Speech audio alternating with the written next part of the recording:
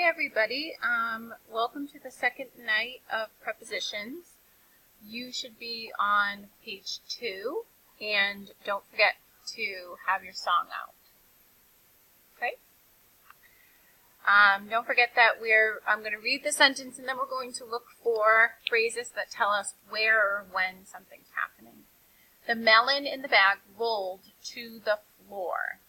So, where is the melon? Which melon? The one that's in the bag.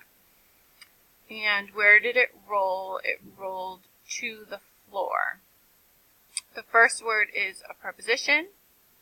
Last word is a noun. And there's one little thing that's a little bit different is when we see the word to, we're going to put a check mark next to it. And we'll tell you why in a bit. Okay? Just for now, just do the check mark. Number 8, Dan hung on the gate by the barn. Okay, so where is he hanging on the gate? Now, where is the gate? I think by is a preposition, but I'm not really sure. So what I'm going to do is I'm going to look at my song. And remember that the song is in alphabetical order. So all I have to look for is the B's. And there it is, by. So you always want to make sure you check that song if you're not quite sure. The first word is preposition. And the last word of the prepositional phrase is a noun. All right, 2 more and then we're all done.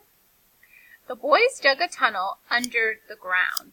Where are they digging a tunnel? They are under the ground. So first word's a preposition. Last word's a noun. And I feel like dug a tunnel might be a prepositional phrase. So, but I'm not sure. I'm going to check my song, and I remember it's in alphabetical order. Yep, there are no D's. There are no prepositions that start with D, so dug is not a preposition. All right, number 10. The witch pulled the weeds from the ground. Okay, what word is telling me where? Where are the weeds coming from? They're from the ground. The first word is a preposition, and the last word is a noun. Okay, so now you're going to do numbers 11 and 12. So go ahead and circle 11 and 12. And I just want you to write HW, and I want you to put a smiley face because this homework is going to be so quick. All right, have a great night.